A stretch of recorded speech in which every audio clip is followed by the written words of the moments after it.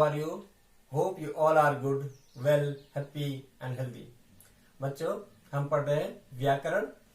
व्याकरण में आप लोगों ने पढ़ लिया है भाषा, लिपि और वर्ण। भाषा हमने पढ़ा था। भाषा वह माध्यम है जिसके द्वारा हम अपने मन के भावों और विचारों को प्रकट करते हैं और दूसरे के भावों और विचारों को ग्रहण करते हैं।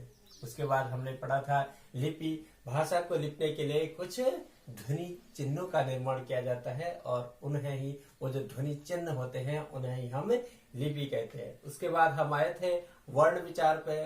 ठीक है, भाषा की सबसे छोटी इकाई हमने जाना था, वो होते हैं वर्ण। ठीक है, और आज हम पढ़ते हैं वर्ण से आगे की इकाई जिसका नाम है शब्द। ठीक है, हम अब शब्द को हम कैसे परिभाषित करेंगे? जैसे हमने ये था क, ठीक है, और ख। इसमें हमने वर्णों में हमने स्वर और व्यंजन पढ़े थे। आप लोगों ने वो अच्छी तरीके से पढ़ ले होंगे। अब देखिए, हम आज आते हैं शब्द पर। जब दो या दो से अधिक शब्दों के सार्थक मेल को वर्णों के सार्थक मेल को शब्द कहते हैं। ठीक है, वो मेल सार्थक होना चाहिए। ठीक है, अब देखिए इसकी जब हम परिभाषा लिखेंगे, मान लिया जाए मैंने लिखा घ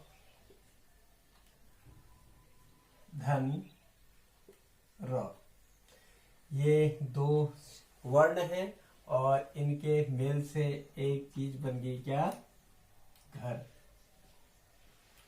यह इसका सार्थक मेल हो गया और इसका अर्थ निकलता है घर, जिसको आप जहां आप रहते हैं।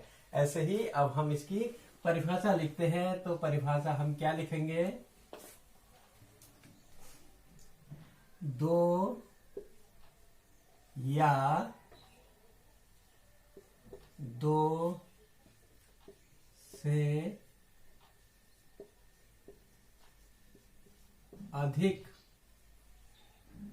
वर्णों के मेल को, वर्णों के सार्थक मेल को, बहुत सार्थक भी होना चाहिए। ठीक है, सार्थक मेल को शब्द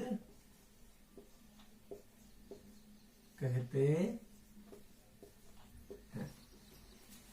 ये तो हमने शब्द और शब्द के जो उत्पत्ति होते हैं, जो इसके प्रकार होते हैं, वह भी हमको करने हैं। सबसे पहले हम देखते हैं, इनको चार भागों में बांटा गया है। ठीक है, शब्दों को चार आधारों पर बांटा गया है। ठीक है, देखिए ये आपका शब्द हो गया। अब इसको हम सबसे पहले यहाँ पर लेते हैं अर्थ के आधार पर। ये आया हमारा, थोड़ा इधर को लेते हैं, अर्थ के आधार पर।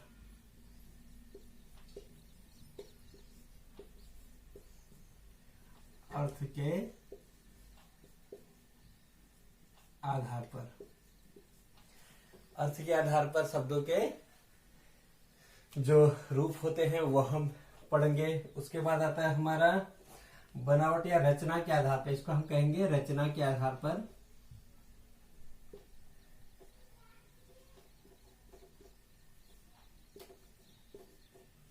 रचना के आधार पर। ठीक है, अब आता है हमारा उत्पत्ति के आधार पर। ठीक है, यह हम स्रोत के आधार पर भी उसको कहते हैं। उत्पत्ति के आधार पर हम इन सब का अध्ययन करेंगे। तो आज हम सबसे पहले करेंगे अर्थ के आधार पर, फिर आता है हमारा प्रयोग के आधार पर, इन शब्दों के प्रयोग के आधार पर।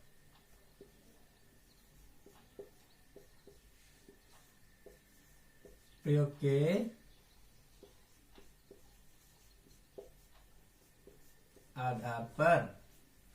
ठीक है, ये हमारे 4 आधार हो गए इन शब्दों को बांटने के लिए।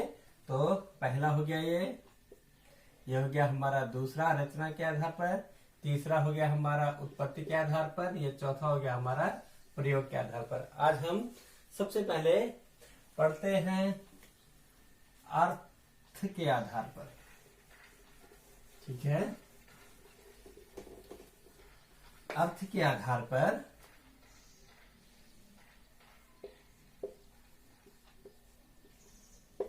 अर्थ के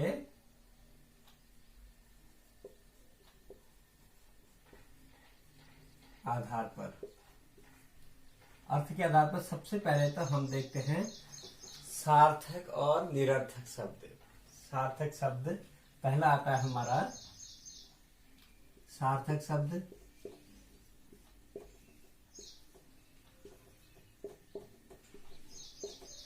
ठीक है, दूसरा आता है हमारा निरर्थक शब्द।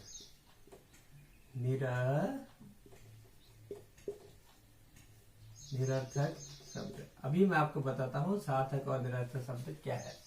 जैसे मान लिया जाए मैं आपसे कहता हूँ कि खाना वाना खा लिया।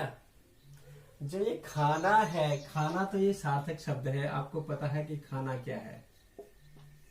ठीक है, और वाना का कोई अर्थ है, वह जो है उस शब्द के साथ हमें जोड़ दिया जाता है, यह होता है वाना। यह होता है निरर्थक शब्द, लेकिन ये है एक शब्द क्योंकि यह जो है वर्णों के मेल से बना हुआ है। ठीक है, तो बच्चों ये तो सार्थक और निरर्थक शब्द हो गए। उसके बाद हम देखते हैं और जो शब्द होते हैं अर्थ के आधार पर, पर्यायवाची शब्द, विलोम शब्द आदि आदि। ठीक है, तो हम एक एक करके सबको पढ़ते जाते हैं और उनसे सीखते जाते हैं।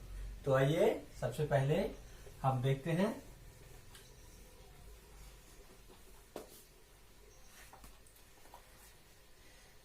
पहला है हमारा पर्यायवाची शब्द।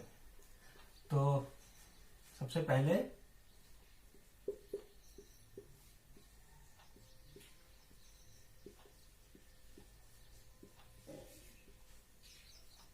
पर्यायवाची शब्द। पर्यायवाची शब्द वे शब्द होते हैं जो अलग अलग शब्द होते हैं लेकिन उनका अर्थ एक ही होता है। एक ही शब्द के अलग अलग शब्दों के एक अर्थ होता है। यानी कि मान लिया जाए मैं यदि कहता हूं कि मुझे पानी पीना है। ठीक है, मैं कहता हूं मुझे पानी पीना है और मैं उस पानी को मैं जल पीना है, उसका भी वही अर्थ निकलेगा। और मैं कहता हूं कि मुझे नीर पीना है तो उसका भी वही अर्थ निकलेगा। तो बात यही आएगी कि मुझे प्यास लगी है, मैं पानी पीना चाहता हूँ। ठीक है, मैं उसको जल कहूँ या नीर कहूँ या फिर उसको पानी कहूँ। तो ये शब्द वो शब्द होते हैं जिनके अर्थ क्या होते हैं, एक समान होते हैं। शब्द अलग अलग होते हैं लेकिन उनके अर्थ एक समान होते हैं। यह आगे जब हम चल करके पर्यायवाची शब्दों का अध्ययन करेंगे तो उसमें हम पर्यायवाची शब्दों के बारे में डिटेल से पढ़ेंगे। अभी सिर्फ शब्द संरचना में हम इनकी जानकारी प्राप्त कर रहे हैं। ठीक है, मैं आपको बताया। दूसरे होते हैं हमारे विलोम शब्द।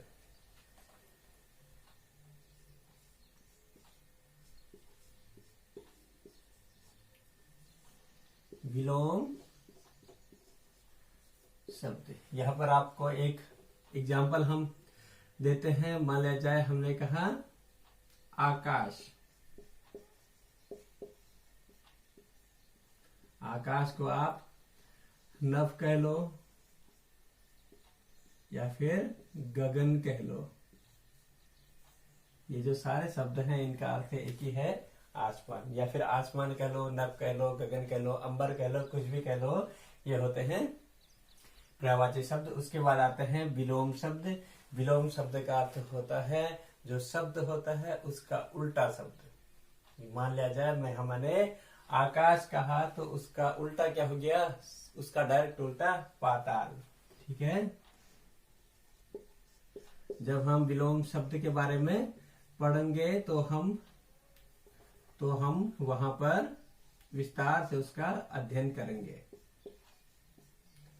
ठीक है। अब आकाश का पाताल। ठीक है। अब बच्चों फिर आता है उसके बाद हमारा अनेकार्थी शब्द।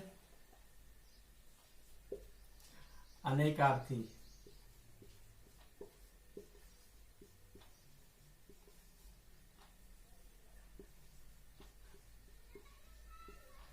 ठीक है। जैसे आकाश का पाताल लिखा, रात का दिन हो सकता है। ठीक है। और कठिन का सरल, कई सारे एग्जाम्पल है। कठिन का सरल।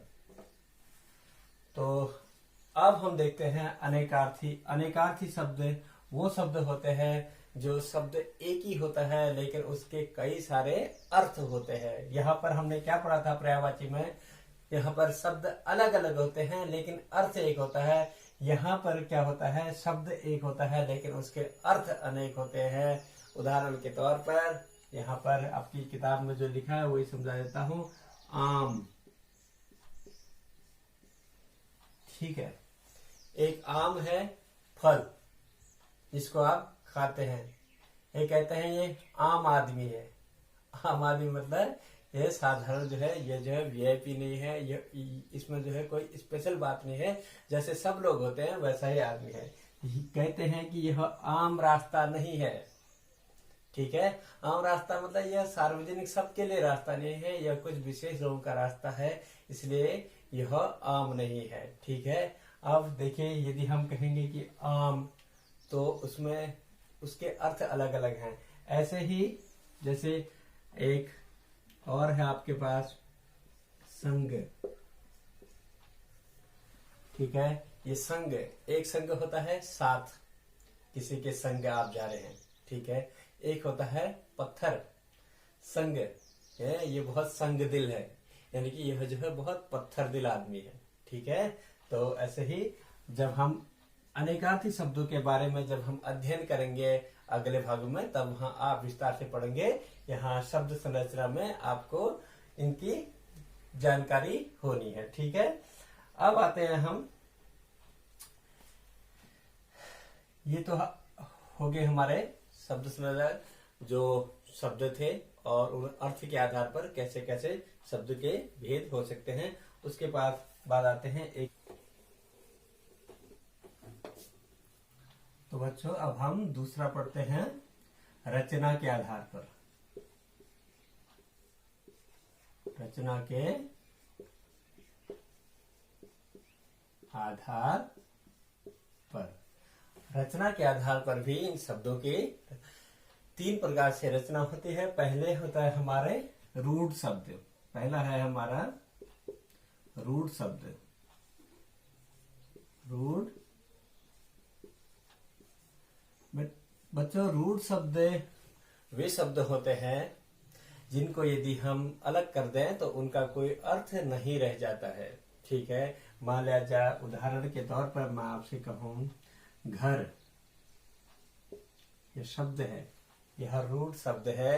यदि मैं इसको तोड़ दूं, घ कह दूं अलग से और र कह दूं, और घ और र का कोई अर्थ नहीं रह जाता, वह जो है फिर क्या हो जाते हैं, वर्ण बन जाते हैं। ठीक है। ऐसे ही यदि मैं आपसे कहूं नल, न प्लस ल, यदि न और ल को हम अलग अलग कहें तो इसका कोई अर्थ निकलेगा नहीं निकलेगा। ऐसे ही यह जो है रूढ़ शब्द होते हैं। ठीक है। अब आते हैं हम यौगिक शब्द। यौगिक शब्द कौन से होते हैं, ये देखिए नंबर 2 आता है हमारा यौगिक शब्द।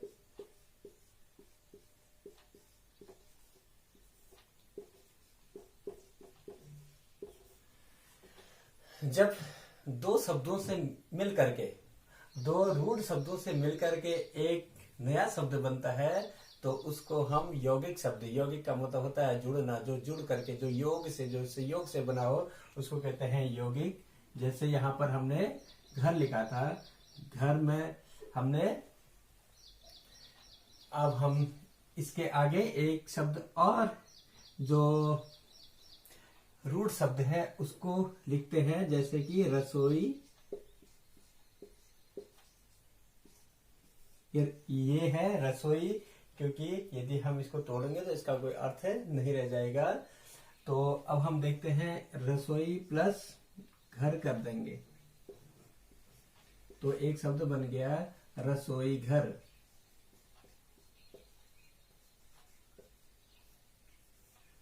जो ये रसोई घर शब्द है, यदि हम इसको तोड़ते हैं तो रसोई अलग हो जाएगी, घर अलग हो जाएंगे, और उन दोनों शब्दों के अलग अलग अर्थ हमारे सामने आ जाएंगे। ये जो रसोई घर शब्द है, इसको यदि हम तोड़ें, यह जो है रसोई और घर में टूट जाएगा, और रसोई का अर्थ रसोई आएगा, और घर का अर्थ, यहाँ पर दो रूट शब्द हो जाएंगे।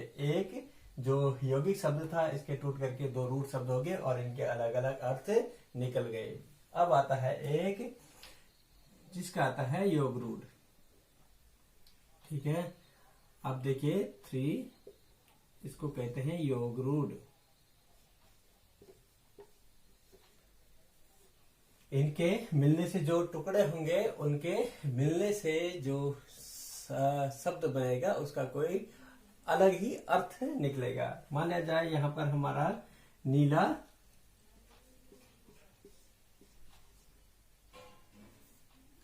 कंठ है, नीला प्लस कंठ, ये हमारा मिलकर के बना हमारा नीलकंठ है।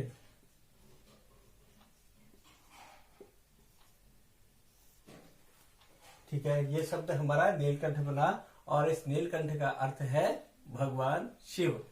तो यह क्या हो गया, ये हो गया हमारा योग रूट। तो बच्चों, आज हमने पढ़े